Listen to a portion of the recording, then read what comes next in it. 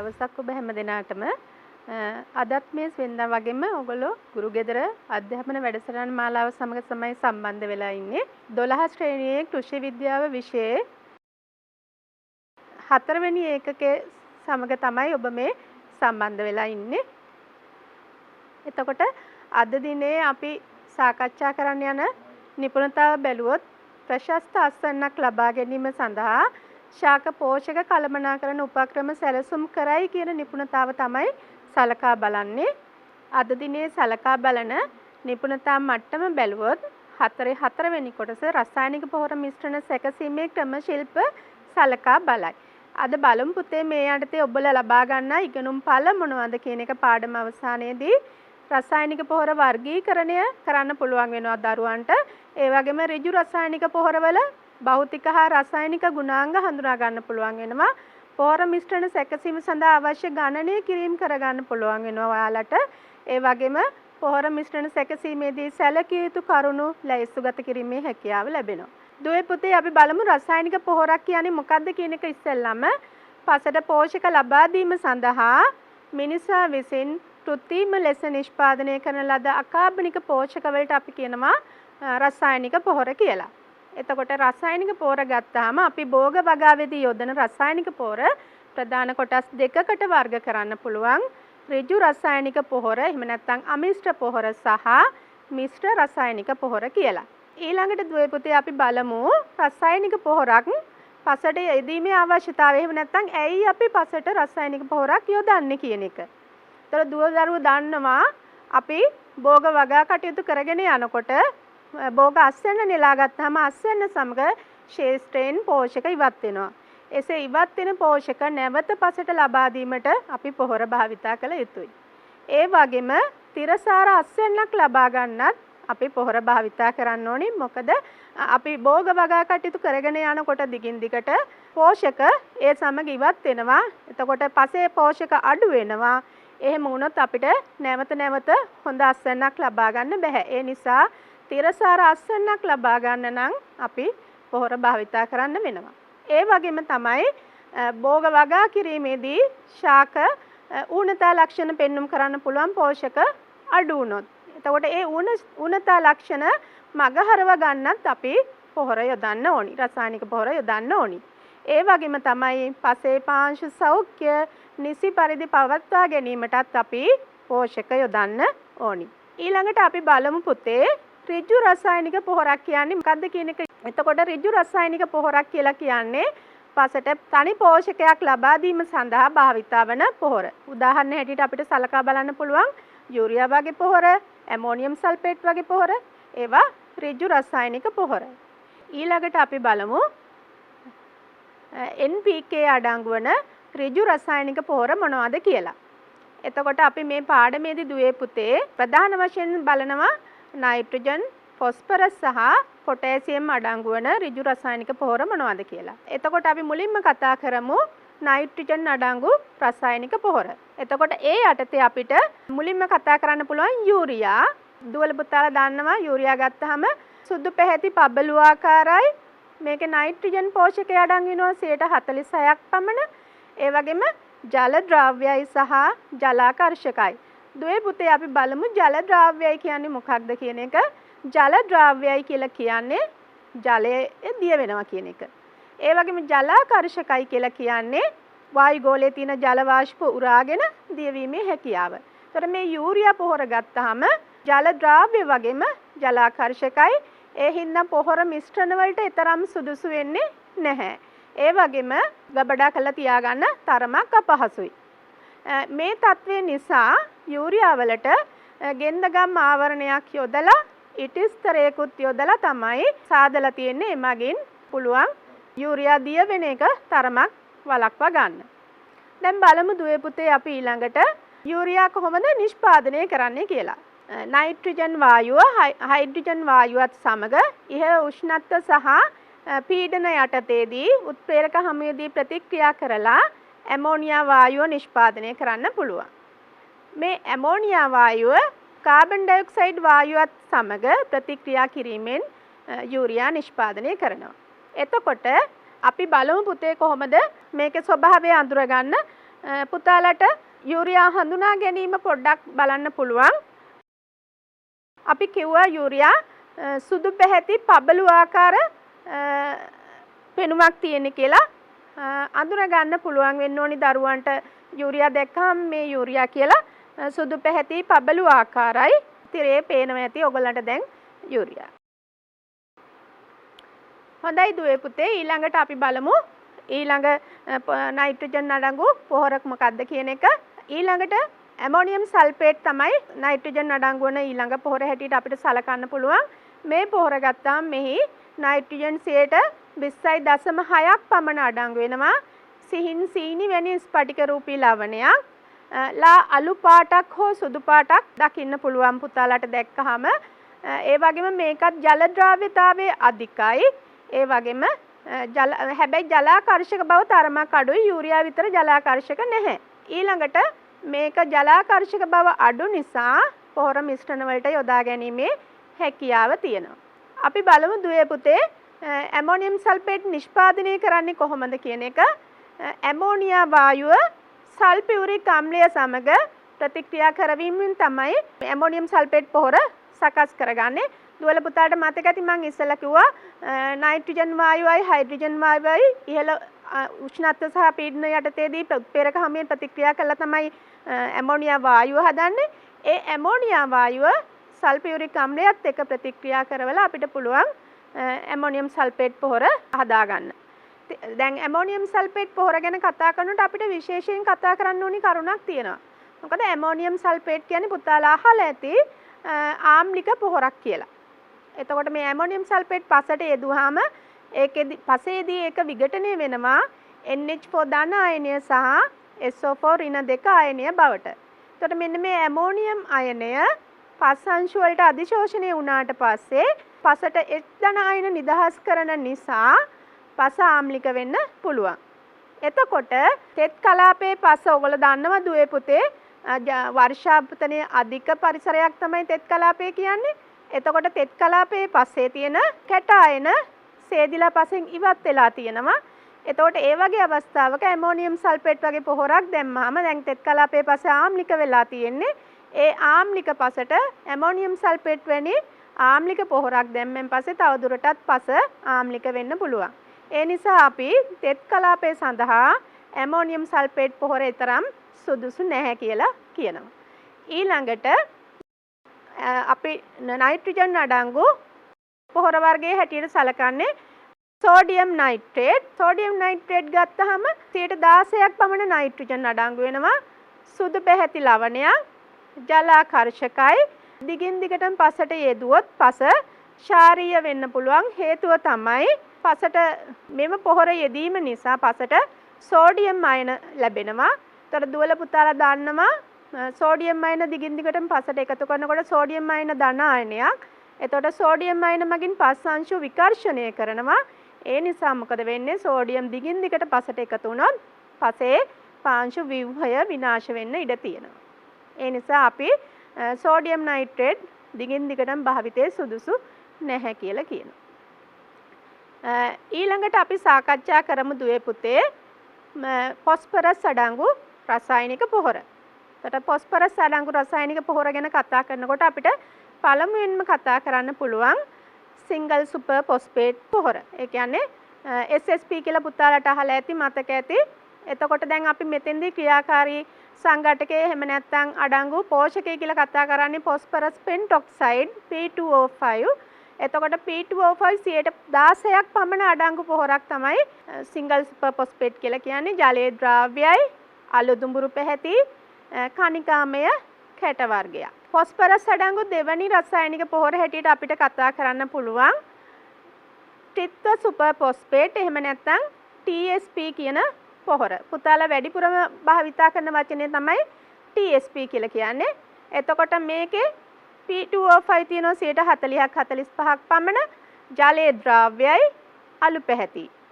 ඊළඟට අපිට රොක් ෆොස්ෆේට් කතා කරන්න පුළුවන්. රොක් ෆොස්ෆේට් ගත්තාම ලෝකේ ෆොස්ෆරස් රොක් ෆොස්ෆේට් අපි ලබා ගන්නේ නිදි වලින්. එතකොට ඒ ලබා ගන්න ස්ථානය අනුව පෝෂකයේ අඩංගු වන ප්‍රමාණය වෙනස් වෙන්න පුළුවන්. සාමාන්‍යයෙන් අපි කියනවා 27ක් 30ක් විතර phosphorus pentoxide තියෙනවා කියලා. ජල ද්‍රාව්‍යතාවය අඩුයි. ඒ නිසා සිහින්ව කුඩු කළා තමයි අපි යොදන්න ඕනි. ආම්ලික තෙතමනය සහිත පස්වලදී මේක හොඳින් පසට යොදන්න පුළුවන්. දැන් මේකෙදි phosphorus pentoxide නිදහස් කරන්න ඉතාම සෙමෙන්.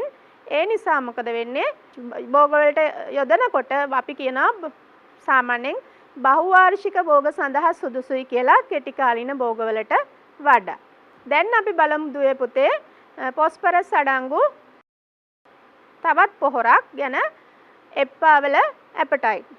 දුවලා පුතාලා දන්නවා ලංකාවේ එප්පාවල ප්‍රදේශයේ පිහිටි ඇපටයිට් නිරයෙන් තමයි අපි මෙම පොහොර ලබා ගන්නෙ. මෙහි අඩංගු වන P2O5% ටිකක් වැඩි.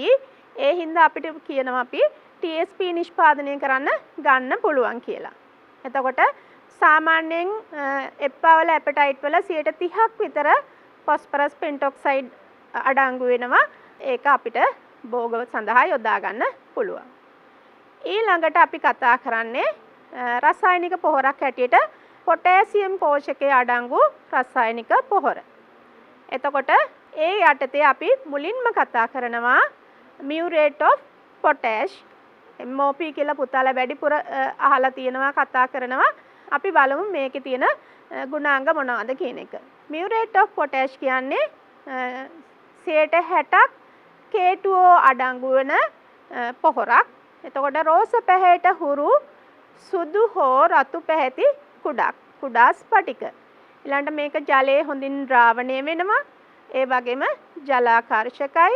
ජලාකර්ෂක නිසා බියල ස්ථානවල ගබඩා කරලා තියන්න වෙනවා. ඒ වගේම මෙම පොහොරේ ක්ලෝරයිඩ් අයන අඩංගුයි. දොළ පුතාලා දන්නවා තක්කාලි අර්ථපල දුම්කල වැනි භෝග සඳහා පොහොර යොදා ගන්න අපහසුයි. murate of potash වලට පස්සේ අපි බලමු ඊළඟට මොනවද අපිට භාවිතා කරන්න පුළුවන් පොටෑසියම් අඩංගු පොහොර කියලා. එතකොට අපිට කතා කරන්න පුළුවන් ඊළඟ එක sulfate of potash. potassium K2SO4 කියලා අපි හඳුන්වන්නේ. මෙහි අඩංගු වන K2O ප්‍රමාණය 50ක් විතර වෙනවා. ජල ද්‍රාව්‍ය සුදු පැහැති කුඩක්. දැන් මේකෙදි ක්ලෝරයිඩ් අයන අඩංගු වෙන්නේ නැහැ දුවේ පුතේ. ඒ නිසා අපිට අර කලින් කියපු තක්කාලි අර්ථපල දුම්කල වැනි භෝග සඳහා භාවිතා කිරීමේ හැකියාව තියෙනවා. ඒ වගේම ඊළඟට අපිට කතා කරන්න පුළුවන් පොටෑසියම් නයිට්‍රේට් ගැන KNO3. එතකොට පොටෑසියම් නයිට්‍රේට් ගත්තාම මෙහි K2O අඩංගු වෙනවා 28ක් පමණ. සාමාන්‍යයෙන් මිල අධික පොහොරක්. එම නිසා අපිට භාවිතයේ සීමා සහිත වෙලා තියෙනවා. දුවේ පුතේ ඊළඟට අපි ඍජු පොහොර භාවිතෙන් පොහොර මිශ්‍රණ සකස් කරන්නේ කොහොමද කියන එකයි කතා කරන්න යන්නේ. එතකොට අපි බලමු පොහොර මිශ්‍රණ සැකසීමේදී සැලකිය යුතු කරුණු මොනවද කියලා. එතකොට පළවෙනි එක තමයි භෝග වලට අවශ්‍ය පෝෂ්‍ය පදාර්ථ ප්‍රමාණය. දැන් භෝග වලට අපි පෝෂක යොදනකොට භෝගවල භෝග වර්ගය ප්‍රභේදය භෝගයේ වර්ධන අවධිය අනුව යොදන පොහොර වර්ග වෙනස් වෙනවා. දුවල පුතාලා ඒක දන්නවා. ඒ හින්දා අපි භෝග වලට අවශ්‍ය පෝෂ්‍ය පදාර්ථ ප්‍රමාණය ගැන සලකා බලන්න ඕනි. ඊළඟට අපි මිශ්‍රණ සඳහා යොදාගත යුතු පොහොර වර්ග මොනවද කියන එක බලන්න ඕනේ. එතකොට දැන් පොහොර මිශ්‍රණයක් අපි සකස් කරනකොට දුවල පුතාලා දන්නවා සමහර අවස්ථාවලදී පොහොර වර්ග එකිනෙක ප්‍රතික්‍රියා කරන්න පුළුවන්. ඒ නිසා අපි පොහොර මිශ්‍රණ සකස් කරනකොට යොදාගත යුතු පොහොර වර්ග ගැන සලකා බලන්න ඕනි. එකිනෙක ප්‍රතික්‍රියා නොකරන පොහොර වර්ග යොදා ගැනීම සඳහා. ඊළඟට අපිට සලකා බලන්න පුළුවන් තෝරා ගන්නා ඍජු පොහොරවල අඩංගු වන පෝෂ්‍ය පදාර්ථ ප්‍රමාණය. එතකොට මතක ඇති දුවල පුතාලට අපි මුලින්ම කතා කරා නයිට්‍රජන් අඩංගු පොහොර හැටියට යූරියා සහ ඇමෝනියම් සල්ෆේට් කියන දෙකම. එතෙන්දී යූරියා වල අපි කියව නයිට්‍රජන් 46ක් තියෙනවා කියලා. ඇමෝනියම් සල්ෆේට් වල තියෙන 20.6යි කියලා. එතකොට ඒ වගේ බලනකොට අපි තෝරගන්න ඍජු පොහොරවල අඩංගු වන පෝෂ්‍ය පදාර්ථ ප්‍රමාණය වැඩි සහ මිලෙන් අඩු පොහොර තෝරගන්න අපි උත්සාහ කරන්න ඕනි.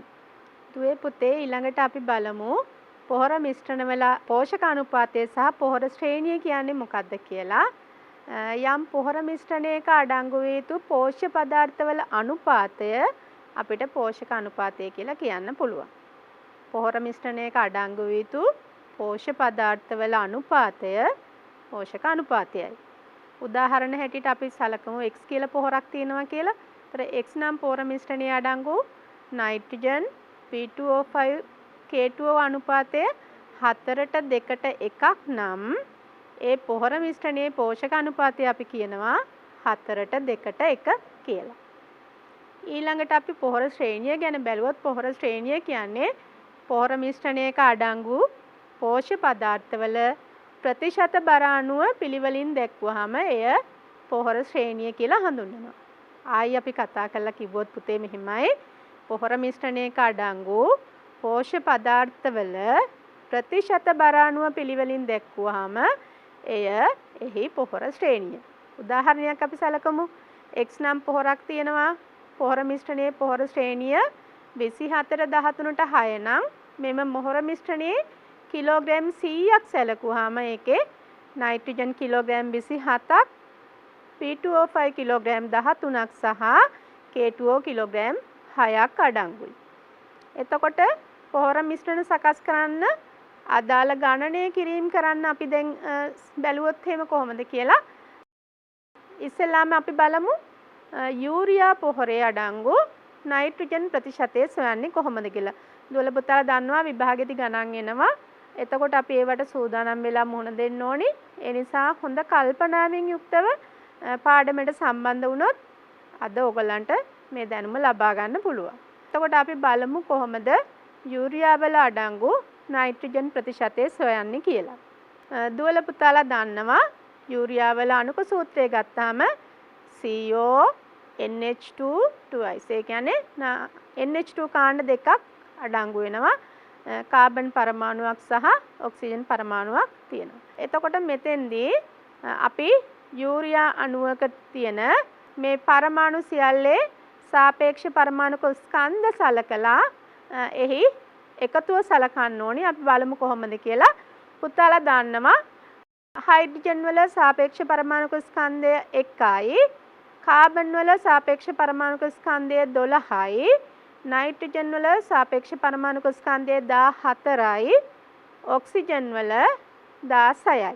එතකොට අපි බලමු යූරියා අණුවක සාපේක්ෂ පරමාණු ස්කන්ධවල එකතුව කොහොමද කියලා. ඒතර කාබන් වලට 12යි එකතු කිරීම, ඔක්සිජන් වලට 16යි එකතු කිරීම.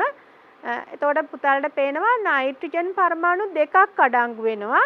එහෙනම් නයිට්‍රජන් වල සාපේක්ෂ පරමාණු ස්කන්ධය ගුණ වෙන්න ඕනි දෙකෙන්. ඒ හින්දා අපි තිරේ දිස්සනවා පුතාලට 14 ගුණ කිරීම 2 දාලා තියෙන්නේ අන්නේ නිසා. එතකොට ඊළඟට තියෙනවා හයිඩ්‍රජන් පරමාණු දෙකේව දෙකක්. එතකොට ඒ කියන්නේ හයිඩ්‍රජන් පරමාණු 4ක්. එහෙනම් හයිඩ්‍රජන් වල සාපේක්ෂ පරමාණු ස්කන්ධය 1යි. ඒ නිසා 1 ගුණ කිරීම 4. එතකොට මේ සියල්ල එකතු වුණාම දුවල පුතාලා බලන්න අපිට අගේ එනවා 60ක්. ඒ කියන්නේ යූරියා වල සාපේක්ෂ පරමාණු යූරියා වල අණුක භාරය 60යි. දැන් අපි බලමු යූරියා වල නයිට්‍රජන් කොපමණ අඩංගු වෙනවද කියන එක ගණනය කරන්න. එතකොට දැන් යූරියා වල අණුක භාරය 60යි නම් අපි ග්‍රෑම් වලින් සැලකුවොත් ග්‍රෑම් 60යි කියමුකෝ. එතකොට ග්‍රෑම් 60යි නම් යූරියා අණුවක තියෙනවා නයිට්‍රජන් පරමාණු දෙකක්. එතකොට නයිට්‍රජන් වල සාපේක්ෂ පරමාණු ස්කන්ධය 14යි. එහෙනම් 14 ඒවා දෙකක් කියන්නේ 28යි. එතකොට 28ක් තියෙන්නේ 60ක. එහෙනම් අපිට බලන්න පුළුවන් 100කට කොච්චරක් තියෙනවද කියලා. තිරේ දිස්සන විදියට එහෙනම් 28 බෙදීම 60 ගුණ කිරීම 100 කියන උත්තරය පුතාලට පේනවා. එතකොට මේක සුළු කරාම අපිට ලැබෙනවා 46.6ක් කියන එක. දල වශයෙන් අපි 46ක් කියලා කියනවා. පැහැදිලි වුණා නේද පුතේ? දැන් ඔන්නම් ආපහු අපිට බලන්න පුළුවන් කොහොමද කරන්නේ කියලා. මුලින්ම අපි අණුක සූත්‍රය දැනගන්න ඕනි. ඊට පස්සේ අණුක සූත්‍රයේ අඩංගු පරමාණු වලට ඒ සාපේක්ෂ පරමාණු ස්කන්ධ ආදේශ කිරීම කරලා එකතුව සලකන්න ඕනි. ඊට පස්සේ ඒ අණුක භාරය තුල තියෙන නයිට්‍රජන් පරමාණු වල ප්‍රමාණයට අනුව අගයන් එකතු කරලා ගන්න ඕනි. බලන්න 2n ගුණ කිරීම 100 බෙදීම 60 ඔයගලන්ට පේන තියෙනවා තිරයේ. ඒ වගේම ඊට පස්සේ ආදේශ කරලා තියෙනවා 2n කියන්නේ 14 ඒවා 2ක් 28යි කියන එක. ඊට පහළ එතකොට 28 බෙදීම 60 ගුණ කිරීම 100. ඔය විදිහටයි එතකොට අපි යූරියාවල නයිට්‍රජන් ප්‍රතිශතය කොච්චරයිද කියලා සොයන්නේ. දැන් අපි බලමු දුවේ පුතේ ඊළඟට ඩයි ඇමෝනියම් ෆොස්ෆේට් වල අඩංගු වන P2O5 ප්‍රමාණය හොයන්නේ කොහොමද කියලා. ඉස්සෙල්ලාම දරුවෝ දැනගන්න ඕන මේකේ අණුක සූත්‍රය. ඩයි ඇමෝනියම් ෆොස්ෆේට් වල අණුක සූත්‍රය තමයි දරුවනේ NH4 twice HPO4. ඔයාලට තිරේ දිස්සෙනවා අණුක සූත්‍රය බලන්න දුවලා පුතාලට හදන්න පුළුවන්ද කියලා ඉස්සෙල්ලා වගේමයි. දැන් අපි නැවත අර ඉස්සෙල්ලා වගේම සාපේක්ෂ පරමාණුක ස්කන්ධ ආදේශ කරලා බලමු. හයිඩ්‍රජන් වල 1යි, නයිට්‍රජන් වල 14යි, ඔක්සිජන් වල 16යි. මෙතන අලුතෙන් එකක් එකතු වෙනවා ෆොස්ෆරස් වල 31යි සාපේක්ෂ පරමාණුක ස්කන්ධය.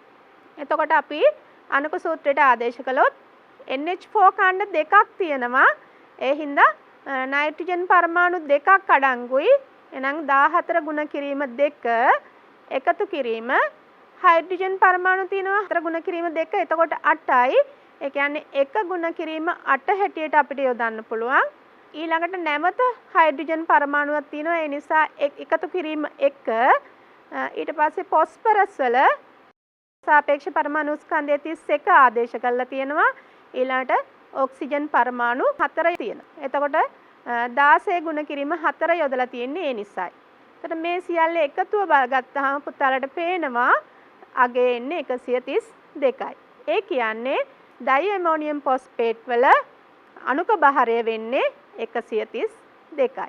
ඊට පස්සේ අපි බලමු ෆොස්ෆරස් ප්‍රතිශතය ගණනය කරන්නේ කොහොමද කියන එක. එතකොට ඩයි ඇමෝනියම් ෆොස්ෆේට් අණුවක් තුල ෆොස්ෆරස් පරමාණු 1යි තියෙන්නේ. ඒතර ෆොස්ෆරස් පරමාණු 1යි නම් ෆොස්ෆරස් පරමාණුවක පරමාණුක ස්කන්ධය 31යි.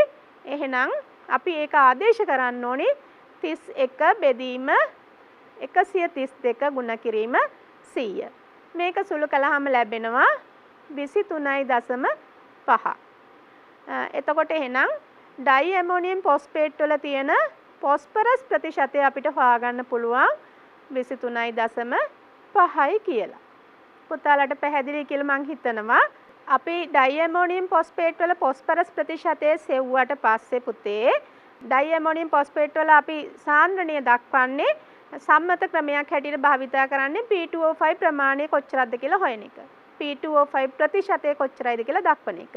ඒ නිසා අපි දැන් ඊළඟට ඩයි ඇමෝනියම් ෆොස්ෆේට් වල තියෙන P2O5 ප්‍රමාණය හොයන්න ඕනි. බලමු කොහොමද හදන්නේ කියන එක. එතකොට P2O5 වල තියෙනවා ෆොස්ෆරස් අණු දෙකක්. එහෙනම් P2O5 බෙදීම 2p ගුණ කිරීම අපි අර කලින් සොයාගත්තු ෆොස්ෆරස් ප්‍රතිශතය 23.5.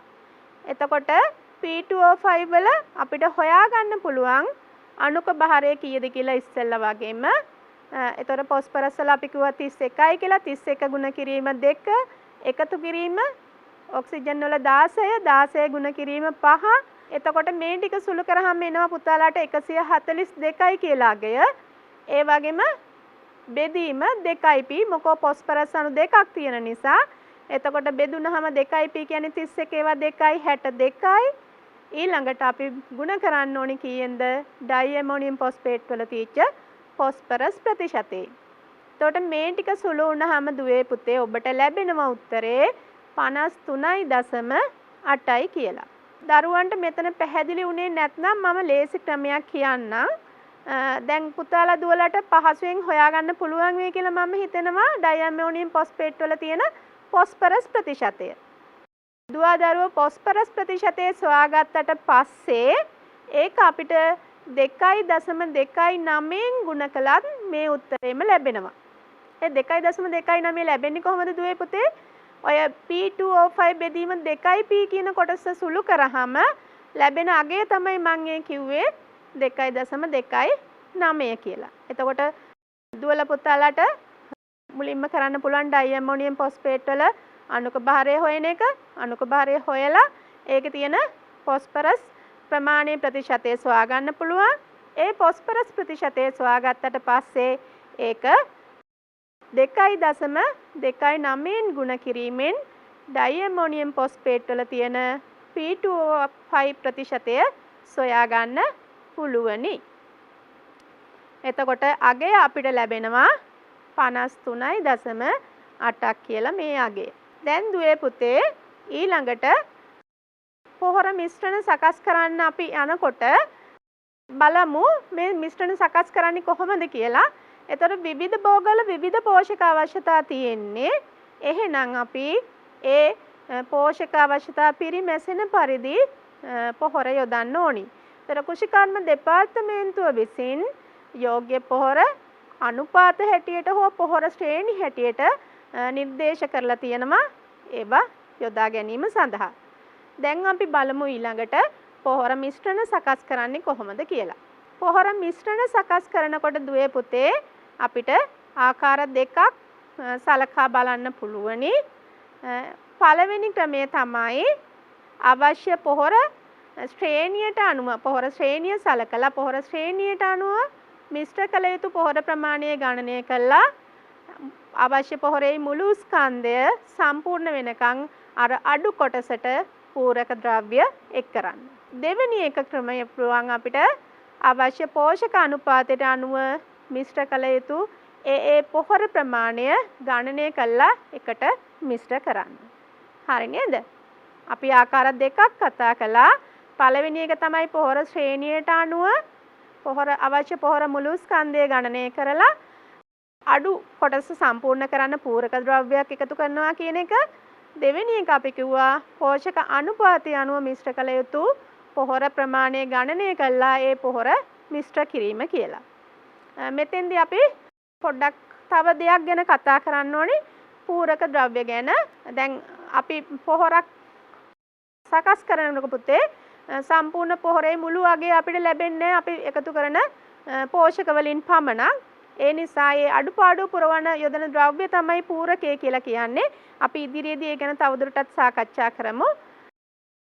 උදාහරණයක් අපි සලකා බැලුවොත් එහෙම වඩා පහසුවෙන් පැහැදිලි කරගන්න ඕනි නිසා අපි උදාහරණයක් සලකමු.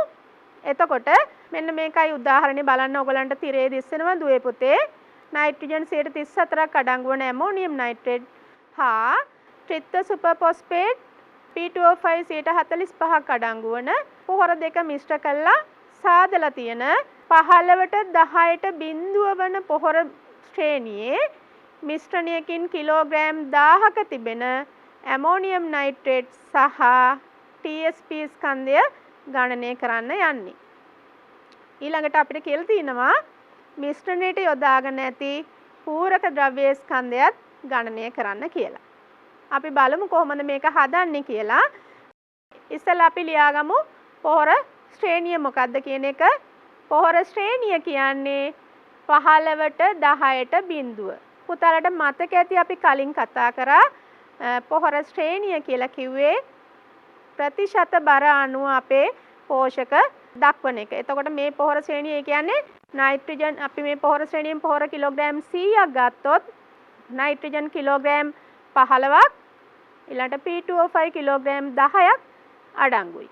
හොඳයි අපි බලමු දැන් කොහොමද මේක ගණනය කරන්නේ කියලා. මෙතන තිරේ දිස්සෙනවා පුතාලා බලන්න.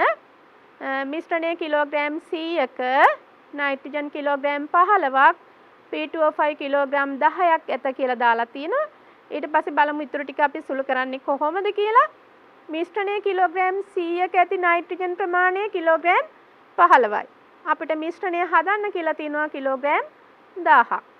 ඒතර 100ක තියෙනවා නම් කිලෝග්‍රෑම් 15ක් 1000ක කියන්නේ කොහොමද 15 බෙදීම 100 ගුණ කිරීම 1000. එතකොට මේක සුළු කරාම අපිට ලැබෙනවා දරුවනේ කිලෝග්‍රෑම් 150 කියලා උත්තරයක්. ආයෙත් අපි බලමු පොඩ්ඩක්. පොහොර ශ්‍රේණිය දීලා තියෙනවා 15ට 10ට බිඳුව කියලා. ඒකේ 15 කියලා කියන්නේ එතකොට නයිට්‍රජන් කිලෝග්‍රෑම් ඒ කියන්නේ පොහොර ශ්‍රේණිය මේකේ කිලෝග්‍රෑම් 100ක් ගත්තොත් අපිට නයිට්‍රජන් කිලෝග්‍රෑම් 15ක් ලැබෙනවා. ඊළඟට 10 කියලා කියන්නේ P2O5 ප්‍රමාණය. ඒ කියන්නේ මේ කිලෝග්‍රෑම් 100 ඇතුලේ 5 තියෙනවා කිලෝග්‍රෑම් 10ක්. දැන් අපි බලමු කොහොමද මේක හදන්නේ කියන එක. මිශ්‍රණයේ කිලෝග්‍රෑම් 100ක ඇති නයිට්‍රජන් ප්‍රමාණය කිලෝග්‍රෑම් 15යි. මිශ්‍රණයේ එහෙනම් කිලෝග්‍රෑම් 1000ක ඇති නයිට්‍රජන් ප්‍රමාණය කියන්නේ 15 බෙදීම 100 ගුණ කිරීම 1000. එතකොට අපිට උත්තරේ ලැබෙනවා කිලෝග්‍රෑම් 150යි කියලා. නයිට්‍රජන් කිලෝග්‍රෑම් 150යි. එතකොට අපි බලමු නයිට්‍රජන් කිලෝග්‍රෑම් 150ක් ගන්න නම් අවශ්‍ය වන ඇමෝනියම් නයිට්‍රේට් ස්කන්ධය කොච්චරයිද කියලා. එතකොට ඇමෝනියම් නයිට්‍රේට් වල අපි දන්නවා ප්‍රතිශතයේ නයිට්‍රජන් ප්‍රතිශතය 34යි කියලා ගානේ කලින් දීලා තිබුණා. එතකොට එහෙනම් නයිට්‍රජන් කිලෝග්‍රෑම් 34ක් ගන්න අවශ්‍ය වන ඇමෝනියම් නයිට්‍රේට් ස්කන්ධය කිලෝග්‍රෑම් 100යි. පුතාලට ඒක පැහැදිලි වෙන්නේ නැති කියලා මම හිතනවා. නයිට්‍රජන් කිලෝග්‍රෑම් 34ක් ගන්න ඇමෝනියම් නයිට්‍රේට් කිලෝග්‍රෑම් 100ක් ගේන්න ඕනි අපි. දැන් අපිට මිශ්‍රණය හදන්න නයිට්‍රජන් කිලෝග්‍රෑම් 150ක් අවශ්‍ය වෙලා තියෙනවා. එහෙනම් අපි බලමු නයිට්‍රජන් කිලෝග්‍රෑම් 150ක් ගන්න ඕන වෙන ඇමෝනියම් නයිට්‍රේට් ස්කන්ධය කොච්චරයිද කියලා. එතකොට සුළු කරන්නේ මෙහෙමයි පුතේ. CM 34 බෙදිලා 150න් ගුණ වෙන්න ඕනි. එතකොට සුළු කළාම එන වාගය කිලෝග්‍රෑම් 441.18. පැහැදිලි වුණා කියලා හිතනවා මම දරුවන්ට. ඕනනම් අපිට ආයි නැවත බලන්නත් පුළුවන්. දැන් අපේ ඇමෝනියම් නයිට්‍රේට් තමයි මේක හදන්න ගත්තේ. ඒ හින්දා ඇමෝනියම් නයිට්‍රේට් වල නයිට්‍රජන් ප්‍රතිශතය 34යි. එහෙනම් නයිට්‍රජන් කිලෝග්‍රෑම් 34ක් ලබා ගැනීමට අවශ්‍ය ඇමෝනියම් නයිට්‍රේට් ස්කන්ධය කිලෝග්‍රෑම් 100යි. අපිට මේ මිශ්‍රණය හදන්න ඕන වුණා නයිට්‍රජන් කිලෝග්‍රෑම් 150.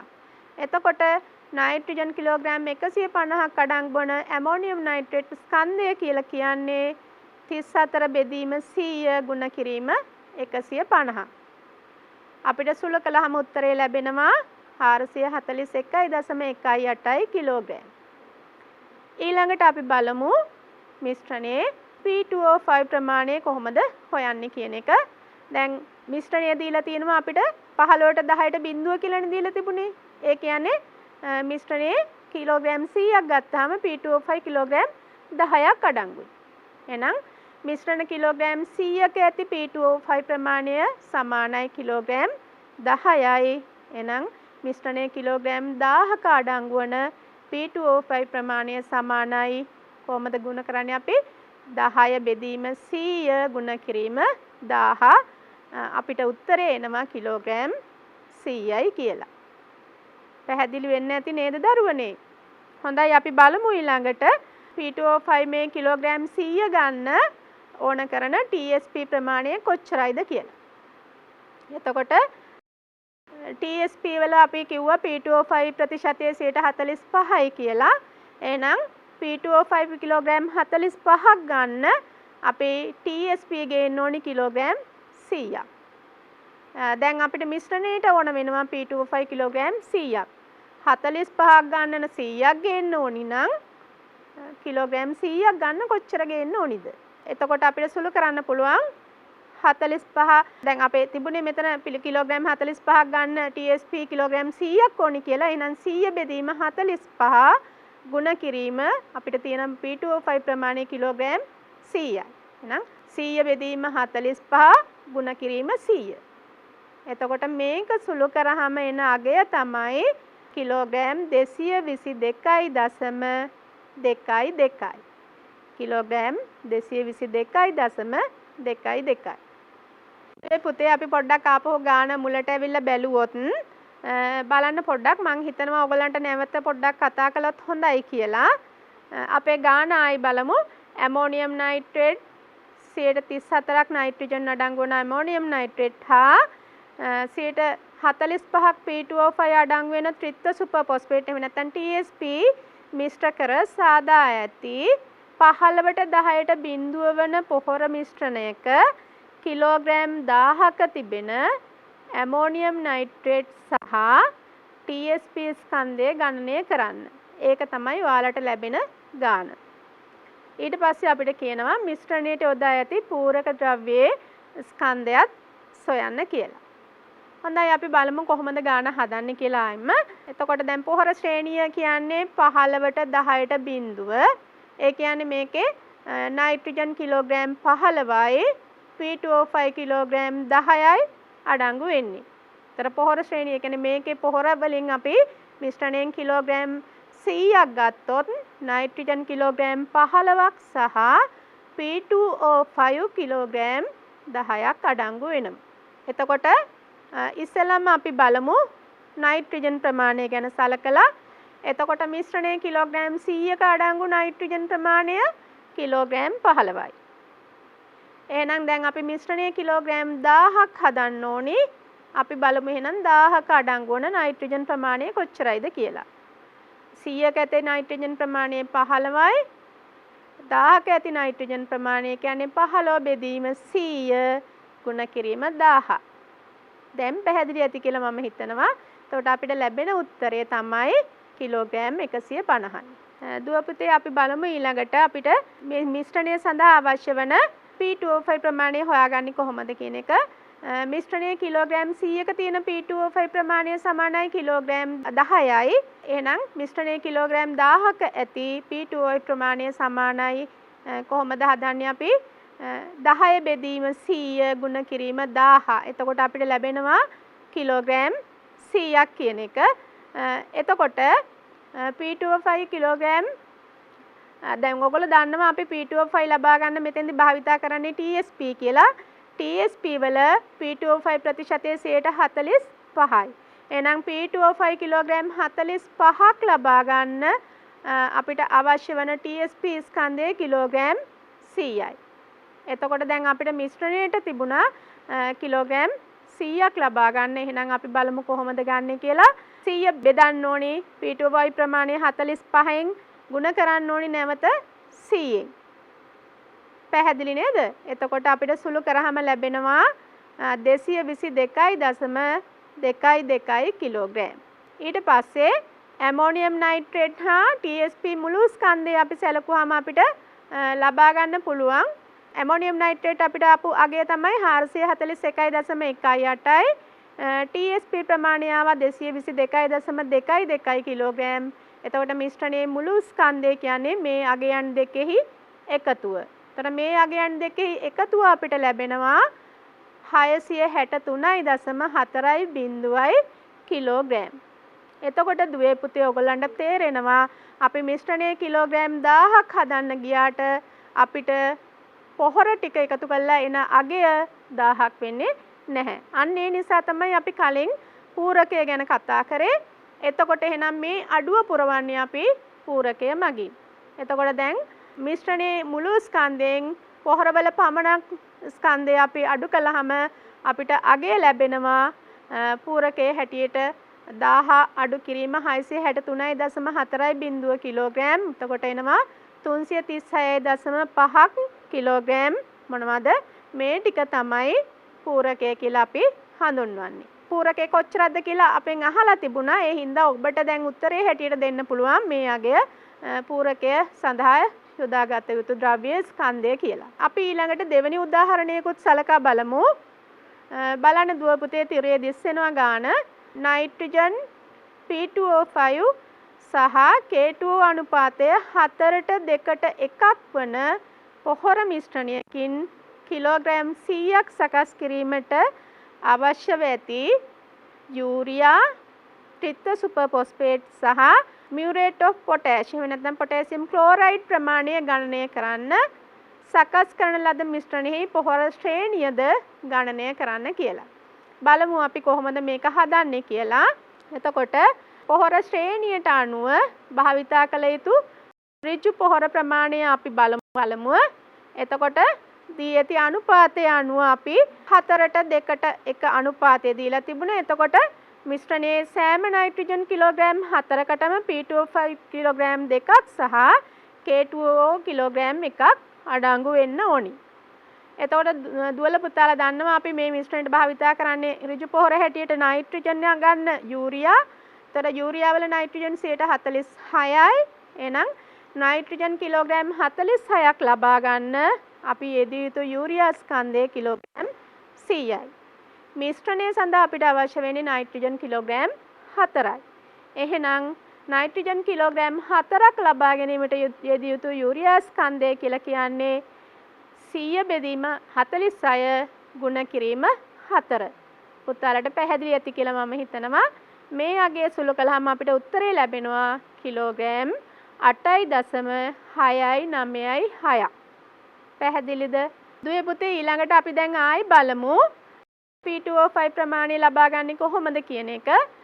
අපිට P2O5 ලබා ගන්න මෙතෙන්දි දීලා තිබුණේ TSP පොහොර භාවිතා කරන්න කියලා. එතකොට P2O5 145ක් අඩංගු වෙනවා TSP වල. එතකොට P2O5 කිලෝග්‍රෑම් 45ක් ලබා ගන්න නම් දුවේ පුතේ අපි ටෙට්‍රා සුපර් ෆොස්ෆේට් කිලෝග්‍රෑම් 100ක් ගන්න ඕනි.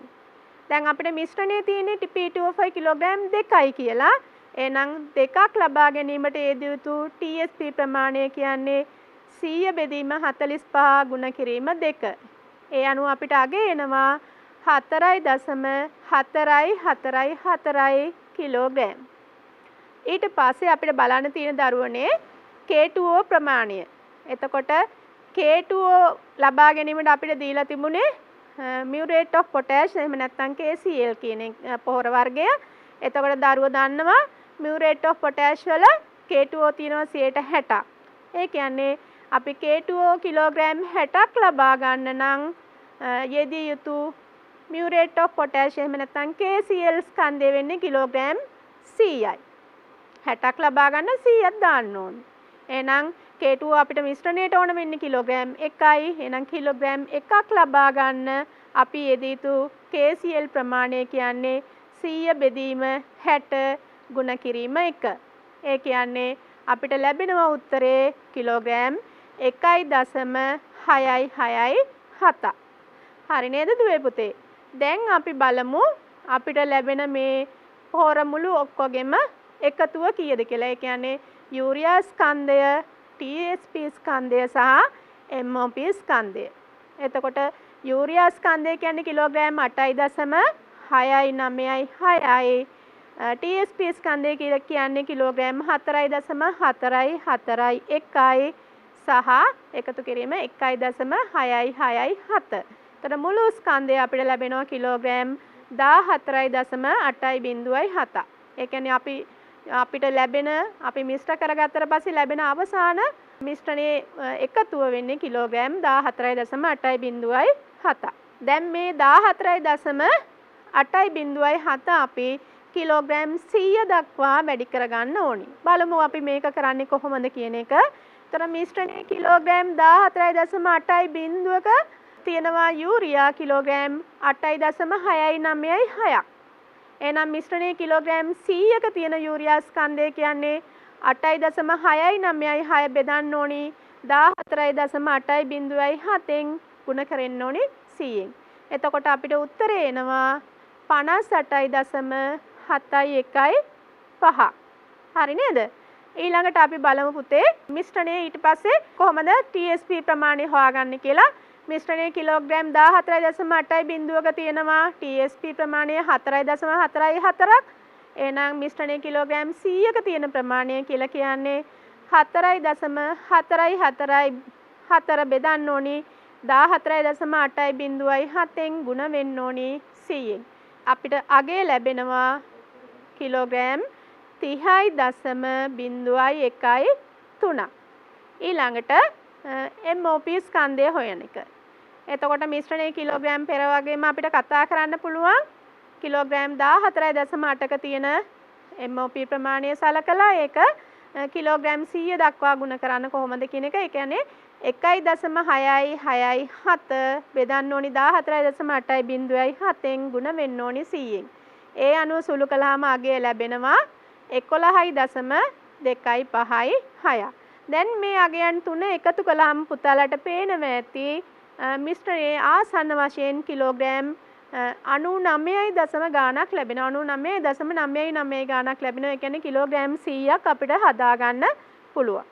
එතකොට අපි මේ හදාගත්තු අනුපාතයේ සහිත පොහොර මිශ්‍රණයේ පොහොර ශ්‍රේණිය ගණනය කරන්නේ කොහොමද කියලා දැන් අපි බලමු. එතකොට යූරියා කිලෝග්‍රෑම් 100ක නම් අපි දන්නවා නයිට්‍රජන් කිලෝග්‍රෑම් 6ක් තියෙනවා කියලා. එතකොට දැන් අපේ මේ මිශ්‍රණයේ තිබුණ යූරියා කිලෝග්‍රෑම් 58.715යි. එතකොට යූරියා කිලෝග්‍රෑම් 100ක තියෙනවා නම් 46ක් 58.715ක කොච්චර නයිට්‍රජන් තියෙනවද? එතකොට එහෙනම් අපි මේක සුළු කළාම උත්තරේ ලැබෙනවා කිලෝග්‍රෑම් 27යි කියලා. ඒ වගේම TSP වලත් අපිට සලකන්න පුළුවන් පුතේ බලන්න ඕගොල්ලන්ට තිරේ දිස්සෙනවා ගාන සකස් කරන විදිය මං හිතනවා පුතාලාට තේරුම් යාවි කියලා.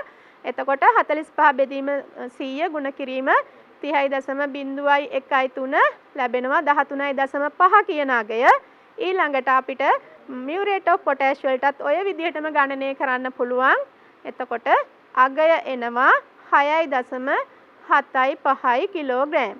මේ අනුව දැන් අපිට නයිට්‍රජන් P2O5 සහ K2O ප්‍රතිශතය කොච්චරයිද කියලා පෙන්눔 කරනවා.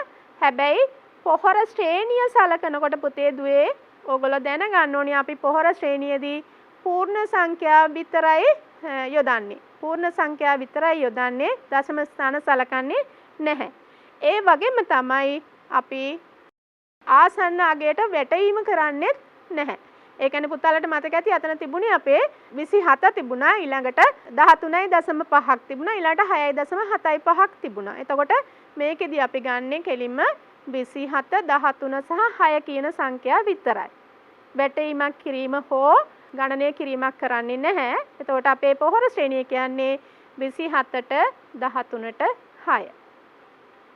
ඊළඟට අපි කලිනුත් කතා කළා පොහොර මිශ්‍රණවල අඩුපාඩු කොටස බර අඩු වුණාන් පස්සේ ඉතුරු ටික සකස් කරගන්නේ කොහොමද කියන එක. ඒ කියන්නේ අපි පූරකයට යොදාගන්නේ මොනවද කියන එක. ඒකත් අපි කතා කරමු පුතේ. පූරකය සඳහා යොදා ගන්න පුළුවන් ද්‍රව්‍ය හැටියට අපිට ගල් කුඩු, මැටි, මුහුදු වැලි වගේ දේවල් යොදා ගන්න පුළුවන්. එතකොට මේවෙන් අපේ පොහොර මිශ්‍රණයට බලපෑම් ඇති කරන්නේ නැහැ. මිශ්‍රණයේ අගයන් වෙනස් කරන්නේ නැහැ. ඒ නිසා තමයි අපි මෙවැනි ද්‍රව්‍ය යොදාගන්නේ. හොඳයි දුවේ පුතේ. ඊළඟට අපි බලන්න ඕනේ අද අපේ පාඩමේ අපි කතා කරපු දේවල් වල මොනවද කියන එක නැවත මුල ඉඳලා පොඩ්ඩක් මතක් කළොත් අපි රසායනික පොහොර වර්ග කිරීම කළා. ඊළඟට ඍජු රසායනික පොහොරවල භෞතික හා රසායනික ගුණාංග මොනවද කියලා කතා කළා. ඊළඟට පොහොර මිශ්‍රණ සකස් කරනකොට සැලකිය යුතු කරුණු මොනවද කියලා කතා කළා. ඒ වගේම පොහොර මිශ්‍රණ සකස් කිරීම සඳහා අවශ්‍ය ගණනය කිරීම සිදු කළා. ඒ ටික තමයි දුවේ පුතේ අද දවසේදී අපි කතා කරේ. හොඳයි මම හිතනවා දරුවන්ට පාඩම තේරුම් යන්නේ නැති කියලා ගැටලු සහිත තැන් මගහැරෙන්න ඇති කියලා මේ කරපු පාඩමට අදාළව මෙතෙක් විභාගයට ආපු පොඩි ගැටලු කීපයක් අපි බලමු. මෙතන ඔයගොල්ලන් තිරේ දිස්සනවා 2014 බහුවර්ණ ප්‍රශ්න පත්‍රයේ යෙදුණු ගැටලුවක්. අපි බලමු කොහොමද හදන්නේ කියලා. පාංශු විශ්ලේෂණයකින් පසුව සිය ශ්‍රේෂ්ඨය සඳහා හෙක්ටයාරයකට නයිට්‍රජන් කිලෝග්‍රෑම් 100 බැගින් යොදන ලෙස දන්වන ලදී. මෙම පොහොර අවශ්‍යතාවය සැපයීම සඳහා හෙක්ටයාරයකට යෙදිය යුතු යූරියා ප්‍රමාණය කියලා අහන්නේ. එතකොට හෙක්ටයාරයකට නයිට්‍රජන් කිලෝග්‍රෑම් 100 බගින් දාන්න ඕනේ. එතකොට මෙතෙන්දි පුතාලා මතක තියාගන්න විභාගයේදී අපිට එක් පොහොරේ අඩංගු පෝෂක ප්‍රතිශතය දෙන්නේ නැහැ. එතකොට ඔබ විසින් මේක මතකයේ රඳවාගෙන ගණනය කර යුතු වෙනවා.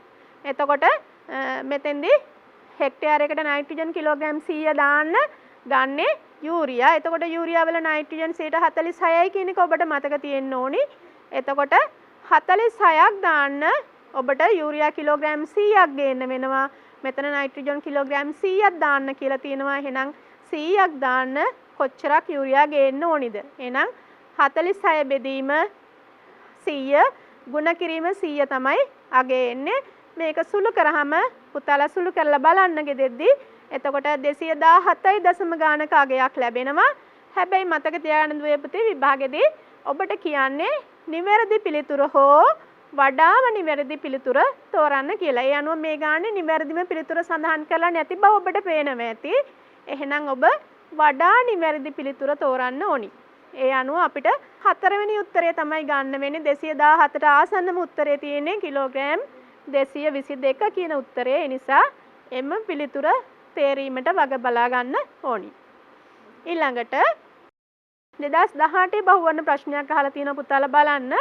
ගොවියෙකුට ඔහුගේ හෙක්ටයාර් 1ක් වූ භෝග වගා ශේෂ්ත්‍රයකට නයිට්‍රජන් කිලෝග්‍රෑම් 92ක් යෙදීමට උපදෙස් ලැබිලා තියෙනවා. ඔහුගේ භෝග වගා ශේෂ්ත්‍රයට අවශ්‍ය යූරියා ප්‍රමාණය කොපමණද කියලා අහලා තියෙනවා. එතකොට පුතාලා දන්නවා එතෙන්දිත් අර විදිහටම තමයි නයිට්‍රජන් 40% යූරියා වල තියෙනවා කියන එක මතකේ තියාගෙන ගාන හදන්න ඕනි. ඒතර 46ක් ගේන්න යූරියා කිලෝග්‍රෑම් 100ක් ගේන්න ඕනි. එහෙනම් කිලෝග්‍රෑම් 92ක් ගේන්න කොච්චර ගේන්න ඕනිද? එහෙනම් 46 බෙදීම 100 ගුණ කිරීම 92. පිළිතුර සුළු කරගන්න පුළුවන් කිලෝග්‍රෑම් 200යි කියලා. ඒ අනුව උත්තරේ වෙන්නේ 4 වෙනි උත්තරේ කිලෝග්‍රෑම් 200යි. ඊළඟට 2019 පැරණි නිර්දේශ ගාණක් ලැබිලා තියෙනවා. පොඩ්ඩක් බලන්න දරුවනේ. පොහොර බෑගයක සලකුණු කර ඇති අංක 3න් නියෝජනය වන්නේ කියන ප්‍රශ්නයක් අහලා තියෙනවා. වර්ණ පහ තියෙනවා බලන්න පුතේ. එතකොට උත්තරේ මේක කියවනකොට ඕගලන්ට තේරෙනවා පස්වෙනි උත්තරේ තමයි නිවැරදි පිළිතුර වෙන්නේ කියලා. පොහොර බෑගයක සලකුණු කර ඇති අංක 3න් නියෝජනය වෙන්නේ නයිට්‍රජන්, ෆොස්ෆරස් සහ පොටෑසියම් අනුපාත. අනිත් පෝෂක නෙවෙයි. ඒ හින්දා ඔබ තෝරන්න ඕනි වර්ණය තමයි පස්වෙනි වර්ණය. හොඳයි දුවේ පුතේ. අපි අද ඍජු රසායනික පොහොර යොදන්නේ කොහොමද? ඒවා ගණනය කරන ටික අපි ගණනය කිරීම ගැන කතා කළා. ඒ වගේ මේ රසායනික සහ භෞතික ගුණාංග කතා කළා. එතකොට මේ ටිකට අදාළව ඔබට තිබුණු ගැටලු විසඳෙන්නේ නැති යම් දැනුමක් ලබා ගන්න ඇති කියලා මම විශ්වාස කරනවා. මේ කොටස් හොඳින් ධාරණය කරගෙන හොඳින් පාඩම් වැඩවල යෙදিলা ඔබේ අනාගතය සාර්ථක කරගන්න කියලා ඔබට සුබ පතනවා. ස්තුතියි. ආයිබෝවන්.